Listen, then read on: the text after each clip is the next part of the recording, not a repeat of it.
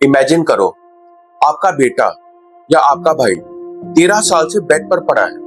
ना वो बात कर सकता है, ना चल सकता है, ना अपनी आंखें खोलकर आपको पहचान सकता है। डॉक्टर्स बोल रहे हैं रिकवरी का चांस 0 है, लेकिन मशीन और ट्यूब्स की वजह से वो टेक्निकली जिंदा है। तो सवाल ये है, क्या ऐसी जिंदगी को जिंदा रहना कहना चाहिए, या फिर इंसान को डिग्निटी के साथ मरने का भी हक होना चाहिए? इसी सवाल ने पूरे इंडिया को हिला दिया जब सुप्रीम कोर्ट ने एक हिस्टोरिक डिसीजन दिया, हरीश राणा केस। आज के वीडियो में हम समझेंगे हरीश राणा का केस क्या था, 13 साल तक क्या हुआ, सुप्रीम कोर्ट ने क्या जजमेंट दिया, पासिव यूथेनेशिया क्या होता है, और इस डिसीजन का इंडिया पर क्या इम्पैक्ट पड़ेगा। एंड बिलीव मी, ये सिर्फ एक लीगल केस नहीं है, ये लाइफ, डेथ और ह्यूमैनिटी का सबसे डिफिकल्ट क्वेश्चन है। तो चलिए शुरू करते हैं। सबसे पहले जानते हैं कि हरीश राणा कौन था। हरीश राणा एक नॉर्मल इंडियन लड़का था। वो इंजीनियरिंग का स्टूडेंट था। उसके सपने थे, करियर बनाना था, फैमिली को प्राउड फील करवाना था। 2013 में वो चंडीगढ़ में इंजीनियरिंग पढ़ रहा था, लेकिन एक दिन सब कुछ बदल गया। एक ट्रैजिक एक्सीडेंट हुआ। हरीश राणा अपने हॉस्टल की बिल्डिंग के 4th फ्लोर से गिर गया। हेड इंजरी इतनी सीवियर थी कि ब्रेन डैमेज परमानेंट हो गया, बॉडी पर कंट्रोल खत्म और वो वेजिटेटिव स्टेट में चला गया। इसका मतलब क्या होता है? पेशेंट टेक्निकली जिंदा होता है, लेकिन कॉन्शियसनेस नहीं होती, कम्युनिकेशन नहीं होता, अवेयरनेस नहीं होती।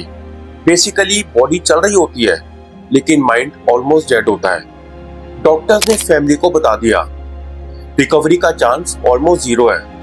अब सोचिए, एक माँ और बाप के लिए क्या सिचुएशन होगी। हरीश के पेरेंट्स ने हार नहीं मानी। उन्होंने 13 साल तक अपने बेटे का ख्याल रखा, हर दिन, हर रात, हर साल। हरीश खुद खाना नहीं खा सकता था, ट्यूब से न्यूट्रिशन दिया जाता था, बॉडी कंप्लीटली पैरालाइज थी। मेडिकल रिपोर्ट्स के अकॉर्डिंग उसकी 100% डिसेबिलिटी हो चुकी थी। वो सिर्फ क्लिनिकली असिस्टेड न्यूट्रिशन और ट्यूब्स पर सरवाइव कर रहा था। डॉक्टर्स भी बोल चुके थे रिकवरी का कोई रियलिस्टिक चांस नहीं है, लेकिन पेरेंट्स के लिए सबसे बड़ा क्वेश्चन था, क्या हम अपने बेटे को ऐसी सफर करते देखते रहे? 2024 में हरीश राणा के पेरेंट्स ने कोर्ट को अप्रोच किया। उन्होंने कहा, हम अपने बेटे को मारना नहीं चाहते, लेकिन हम उसे डिग्निटी के साथ जाने देना चाहते हैं। उन्होंने पैसिव यूथेनेशिया की परमिशन मांगी, लेकिन दिल्ली हाई कोर्ट ने रिक्वेस्ट को रिजेक्ट कर दिया। रीजन क्या था? कोर्ट ने कहा हरीश वेंटिलेटर पर नहीं है, वो फीडिंग ट्यूब्स पर सरवाइव कर रहा है। अगर ट्यूब हटा दी गई तो वो स्टार्वेशन से मर जाएगा, और इंडिया में एक्टिव यूथेनेशिया इलीगल है, इसलिए रिक्वेस्ट रिजेक्टेड। लेकिन पेरेंट्स ने गिव अप नहीं किया। केस सुप्रीम कोर्ट पहुंच गया। बेंच में 2 जजेस थे, जस्टिस JB पर्दीवाला और जस्टिस KB विश्वनाथन। कोर्ट ने मेडिकल बोर्ड्स बनवाए। 2 अलग अलग बोर्ड्स में हरीश राणा का इवैल्यूएशन किया। कंक्लूजन सेम था, ब्रेन डैमेज इरिवर्सिबल, रिकवरी का चांस नेग्लिजिबल, ट्रीटमेंट सिर्फ बायोलॉजिकल एग्जिस्टेंस प्रोलॉन्ग कर रहा है। कोर्ट ने एक इंपॉर्टेंट ऑब्जर्वेशन दिया, अगर ट्रीटमेंट पेशेंट को क्योर नहीं कर सकता और सिर्फ सफरिंग एक्सटेंड कर रहा है, तो क्या उसे कंटिन्यू करना जरूरी है? मार्च 2026 में सुप्रीम कोर्ट ने एक हिस्टोरिक जजमेंट दिया।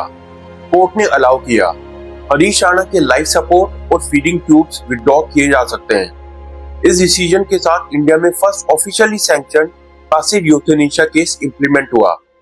कोर्ट ने कहा, right to life includes right to die with dignity. जजेस ने इमोशनल मोमेंट में शेक्सपियर की एक लाइन भी कोट की, टू बी और नॉट टू बी। कोर्ट का मैसेज सिंपल था, लाइफ को रिस्पेक्ट करना जरूरी है, लेकिन डिग्निटी को इग्नोर नहीं किया जा सकता। अब सबसे इंपॉर्टेंट क्वेश्चन, पैसिव यूथेनेशिया होता क्या है?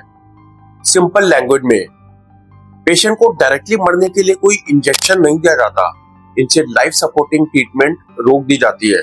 एग्जांपल, वेंटिलेटर रिमूव कर दिया जाता है, फीडिंग ट्यूब रिमूव कर दी जाती है, आर्टिफिशियल ट्रीटमेंट स्टॉप कर दी जाती है, और पेशेंट को पैलिएटिव केयर दी जाती है, मतलब pain control, comfort care, respectable death. India में एक्टिव यूथेनेशिया इलीगल है, लेकिन पैसिव यूथेनेशिया सुप्रीम कोर्ट ने अलाउ किया है स्पेसिफिक कंडीशंस में। जब हरीश राणा को एम्स ले जाया गया तो एक इमोशनल मोमेंट हुआ। फैमिली ने उसे गुड बाय बोला, एक मैसेज वायरल हुआ, सबको माफ करते हुए जाओ, सबसे माफी मांगते हुए जाओ, सबको माफ करते हुए और सबसे माफी मांगते हुए उड़ जाओ।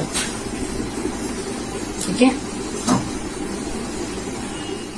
13 साल तक पेरेंट्स ने अपने बेटे का ख्याल रखा और फाइनली उन्होंने उसे डिग्निटी के साथ अलविदा कहा। हरीश राणा केस सिर्फ एक ट्रेजेडी नहीं है, ये इंडिया के लिए कुछ इंपॉर्टेंट क्वेश्चंस रेज करता है। पहला, राइट टू डाई डिबेट, क्या इंसान को मरने का भी हक होना चाहिए? ये डिबेट पूरी दुनिया में चल रही है। दूसरा, लिविंग विल अवेयरनेस, अगर किसी इंसान ने पहले से रिटर्न इंस्ट्रक्शंस दिए हों तो डॉक्टर्स को डिसीजन लेना इजी हो जाता है, इसे लिविंग विल कहते हैं। तीसरा, मेडिकल एथिक्स, डॉक्टर्स की ड्यूटी होती है लाइफ सेव करना, लेकिन कभी कभी क्वेश्चन होता है क्या सिर्फ बायोलॉजिकल लाइफ को एक्सटेंड करना सही है? चौथा, family burden, long term coma patients की फैमिलीज पर emotional pressure, financial burden, psychological trauma, सब कुछ आता है। हरीश राणा केस हमें एक अनकंफर्टेबल ट्रूथ दिखाता है, लाइफ फ्रेजाइल है, कल क्या हो जाए कोई नहीं जानता, लेकिन एक और सच्चाई है, ह्यूमन डिग्निटी सबसे इंपॉर्टेंट है। कभी कभी सबसे बड़ा करेज होता है किसी को जाने देना। कंक्लूजन, हरीश राणा की स्टोरी हार्ट ब्रेकिंग है। एक यंग स्टूडेंट, एक ट्रैजिक एक्सीडेंट, 13 साल का साइलेंट स्ट्रगल और फाइनली एक हिस्टोरिक सुप्रीम कोर्ट जजमेंट।